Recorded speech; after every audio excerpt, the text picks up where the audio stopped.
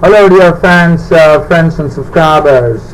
This is your host Ram, welcoming you to your daily cricket show. I know I've been a bit irregular after being on vacation here. As you know, vacation is something, it's sort of a big break, so I just do this cricket show purely for passion and on a sort of a casual basis.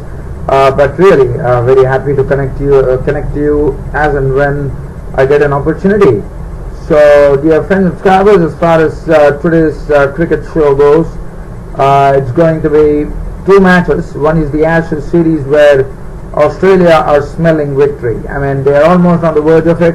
The Aussies were given a target of 170. England did not put up a good show of batting in the second innings, and the Australia are well placed to victory. Tomorrow is the final day in the first Test match at the Gabba. So I think Australia are going to have a head start in this Ashes Test series, and I'm not a bit surprised at all after the recent showings by England in the two matches that they played against the Aussies. So that is something that I'm going to look at, and as I said, Australia are just inching to victory right now, so which is going to be a mere formality tomorrow morning. As far as India versus Sri Lanka were concerned, India definitely learning their lessons well as far as the first pacey track was concerned in the Eden Gardens in Kolkata. In the second test, they have made sure that they are going to be definitely going to take it 1-0 in this series, and it's very commendable because they have quickly improved, they quickly showed a sense of application and showed what they really would like to do. So I'm very happy about that. So India amassing a very, very big total. In fact, there were 4 centurions in the Indian innings, and India declaring the innings close at 610 for 6 with 4 centurions. Virat Kohli hitting a double century, Vijay a century, Rohit Sharma a century, Pujara a century, and with a massive lead, Sri Lanka were 21 for 1 at close of play. So I'll be talking about both these matches. So let's head off to the Ashes Test Series, the 4th day's play in the Test match, first Test match between England and Australia. Well, so England resumed their overnight score. They resumed on their overnight score after losing Alistair Cook. In fact, Alistair Cook was the first to go.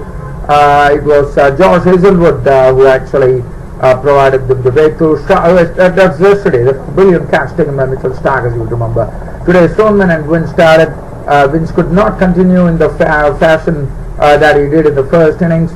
It was James Wynn's being caught by Smith, the bowling of Hazelwood for 2. So that made it 17 for 2. Stoneman and Root slowly, proceeded towards just trying to build up an innings there. But then Nathan Lyon was pressed into service pretty quickly, and Nathan Lyon actually picking up the wicket of Mark Stoneman for 27. He was caught with the ball off the line for 27 with 4 boundaries. That made it 62 for 3, and David Mallon was an immediate victim of Nathan Lyon as he tried to hit a line, and in the process ended up with Smith taking the catch. Very good bowling from Nathan Lyon. 74 for 4 was the England score, and then Joe Root was firmly entrenched.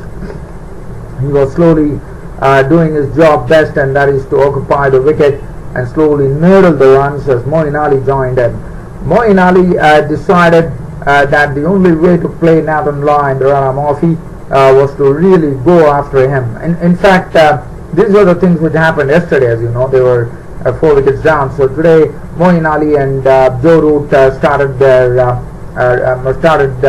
innings, and Moeen Ali decided Nathan Lyon was the one who was pressed into service early on by the Aussie captain Stephen Smith, and Moeen Ali definitely showed that he wanted to have the ascendancy over the run off spinner Nathan Lyon. He was doing it very well, nicely sweeping him, driving him through, and things were going on very well as the score really pushed on to 113 before Joe Root was a bit peppered as well with some short stuff, and then Hazelwood coming in. Joe Root, as in the previous inning, trying to flick a delivery and was trapped LBW for 51 with 5 boundaries.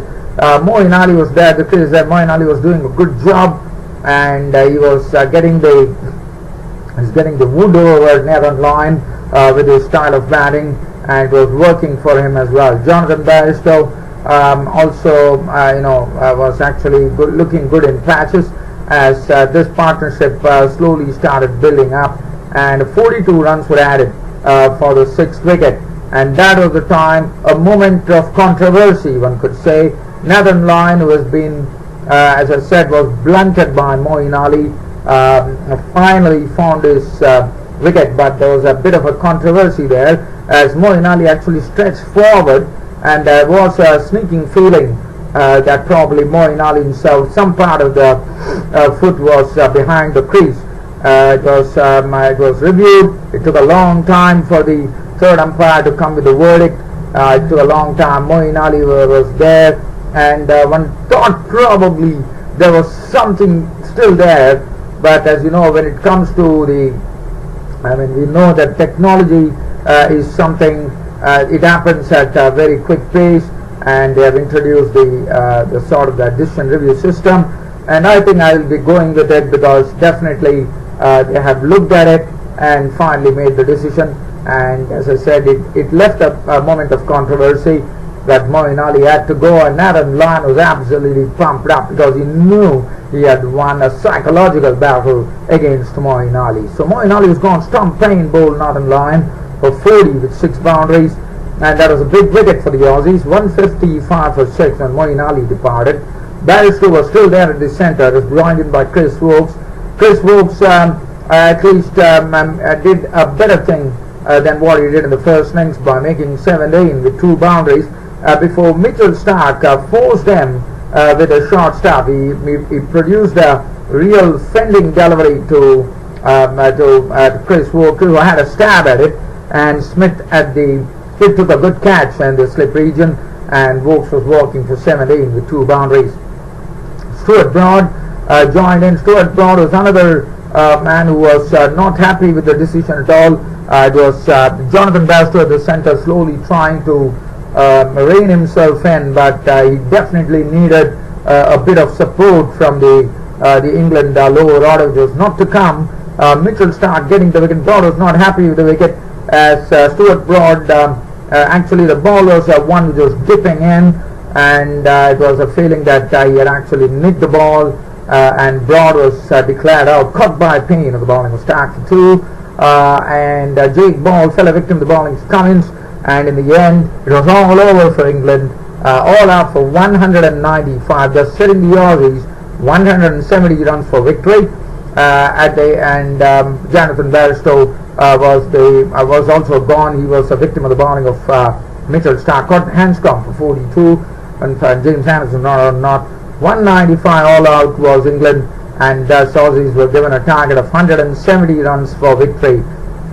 And as far as the bowling is concerned, Nathan Lyon, a picture of absolutely confidence, I would say. 24 overs, 4 minutes, 67 runs from 3 wickets. It was all 3 wicket bags for Mitchell Starc as well. 16 overs, 1 maiden, 51 runs and 3 wickets. Josh Hazlewood, 16 overs, 3 maidens, 46 runs and 3 wickets.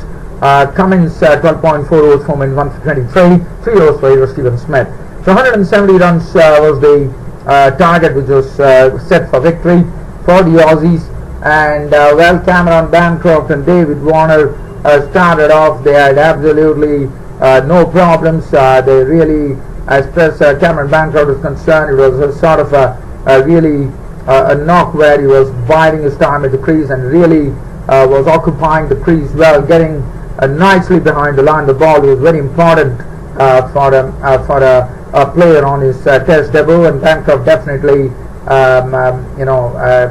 studied the pitch very well, and he studied the bowling also well, and slowly started getting to grips with the bowling. He also hit one very, very good 6 as well of the bowling of Moeen Ali. David Warner, as usual, he likes to really get on with the game, and that's what he showed. He plundered 8 boundaries. He plundered 60 runs with 8 boundaries. Bancroft got to his maiden half century on his test debut. It was good to see as the Australians in the quest of 170 runs definitely did a wonderful job to close the day at 114 for none. Bancroft was not out on 51 with 5 fours and 1 6. David Warner was not on 60 with 8 boundaries. That was the story of the day as far as the 4 days play was concerned in the first test match. Australia definitely going to have a head start tomorrow in the morning. It's going to be a mere formality which is going to be left out, and what is required is just 56 runs, which separates them from taking a 1-0 lead in the Ashes Test Series. Anderson, 8 overs 2 mains none for 17. Broad, 7 overs 2 mains none for 14. Moeen Ali, 4 overs none for 23, was really dealt very well, I thought, by David Warner and Cameron Bancroft as well. Wood, 7 overs 1 maiden none for 31. Ball, 4 overs none for 17. And Joe Root, 4 overs 1 maiden none for 10. So that was the story as far as the 4th day was concerned. Now let's head on to the match. We are talking about I think it was day 3 there at the Jamta Stadium in Nagpur, where the Indian innings resumed at the overnight score. They were really sitting pretty, as you would know, and they had already taken the lead, and they pressed on in a very, very big manner. As the other day we thought 2 wickets fall previously, so today Pujara and Virat Kohli resumed their innings, and as you know, Pujara definitely likes to grind the bowling. He did that precisely. Virat Kohli also initially was a bit quiet, but slowly started getting into gear with his really wonderful drives, his whippy shots. Pujara was nicely flicking for boundaries, driving well, and certainly, as I said, I would just do a summary here, saying that India went on to amass, really piled on the pressure on the Sri Lankans in a very, very big manner. Sri Lankans 205 all out were faced with India replying with 610, a massive total there. And as I said, very happy to see the Indian batting really show a lot of application after what happened in the first test match, and definitely it's a sort of a real confidence booster for India going to the tour of South Africa, the pacey and bouncy pitches in South Africa, as you would know. So definitely the experiment proving very good here. Cheteshwar Pujara going on to make 143 with 14 boundaries before a wonderful Yorker from Dasan Shanaka find it started. He was gone. Kohli continued, made many, I would say, and he was going on. Ajinkya Rahane missed out. He was taken very cheaply by Karunaratne, the bowling of Pereira, for just 2 runs. But Rohit Sharma, who has been hunting for a century, it has been 4 years since Rohit Sharma made a century in test matches, and today he was not far behind. There was a rollicking partnership that happened between the final session between Virat Kohli and Rohit Sharma, where 173 runs were added, with both matching each other shot for shot. Virat Kohli hit one whipping shot of, I think it was Lakmal. What a shot that was, when he sent the ball soaring into the skies and into the spectators. Magnificent shot from Virat Kohli. Had a real Dhoni look to it, I would say.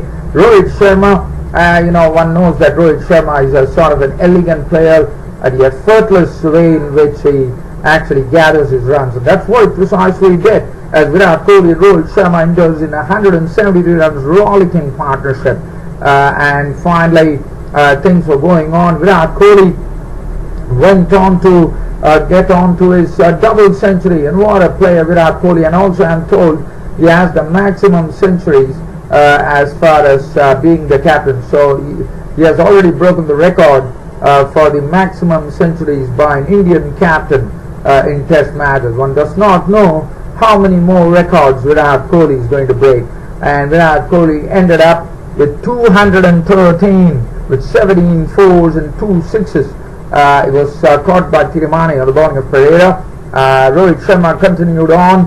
Ashwin was bowled by Pereira for 5. Sam was not out on 1, and the declaration came as soon as Rohit Sharma went on to get to his century, and that was a good thing to happen for India, I suppose, because Rohit Sharma has played at 4 test matches, 4 years, to get to a test century. Not out on 102, 8 fours and 1 6. As far as the Sri Lankan bowling was concerned, never would make any happy reading because of the amassing of runs by the Indian batsmen. Lucknow 29 overs, 2 maidens, 111 runs and no wicket. Gamage I thought bowled a semblance of respectability. 35 overs, 8 maidens, 97 runs and 1 wicket. Rangana had at 39 overs, 11 maidens, 1 for 81. Definitely looked a bit sharp, I would say. Had a few moments where he actually had the batsmen in knots and also gave them a few worries as well. Shanaka 26.1 overs, 4 maidens, 103 runs and 1 wicket. Pereira 45 overs, 2 maidens, 202 runs and 3 wickets to show to his name. 2 overs, none for 8. As far as Sri Lankan innings was concerned, it started off with Samara Vikrama actually playing in the very first over. The first ball he received, as I said, the lead for India was 405 runs. So the leading by 405 runs as the Sri Lankan innings started. And Samara Vikrama, the first ball he received from Ishan Sharma was a short ball, which was wide outside the off stump. Samara Vikrama having a flash at it, lucky not to get the edge, but then Samara Vikrama was a victim of the bowling of Ishan Sharma. As Samara Vikrama got a ball that jagged in, and Samara Vikrama had no answer to it as he saw his furniture being disturbed. Samara Vikrama was the only wicket to call, bowled by Sharma for naught. There were only 9 overs possible, and Karunaratne and Tirmane actually survived till stumps on the 4th day to have the Sri Lankan score at 21 for 1. Karunaratne was not out on 11 2 boundaries. Tirmane was not out on 9 the 2 boundaries. They have a Herculean task to do. I mean, 405 runs, I would say. They still have 384 runs in arrears. It's a really long haul.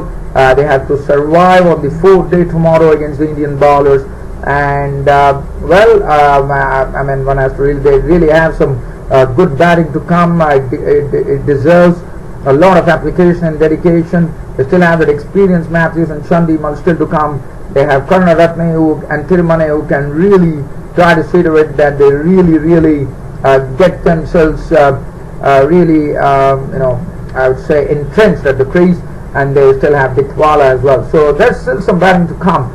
So one has to wait and watch as to what really takes place. Ishan Sharma 4 overs, 1 for 15, again bowling well. Ashwin 4 overs, 3 minutes, none for 5. So it was an early introduction of spin as well.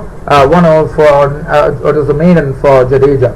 So that was the match situation as far as both these two matches were concerned. So I'm trying to see whether there is anything else, any cricket news that I could talk to you about. Just trying to scan, and I'm also trying to see whether I can actually give you some stats as well as far as this particular game was concerned, as Virat Kohli was someone who really went on in wonderful fashion. I mean, one really knows that what Virat Kohli is capable of, and this bloke, as I said, as Ravi Shastri, the Indian coach, said, this bloke at least seems like sky is the limit. What a player. I think once upon a time, as you would remember, there was the late former England, the Channel 9 commentator Tony Gray always used to use this term, what a player. I think it aptly describes Virat Kohli. What a player he is turning out to be for India. What a great player, a living legend, I would say. Well, dear fans and subscribers, it's about time for me to ring the curtain down on this daily cricket show of mine today. Hope you all enjoyed it. It's good night from here.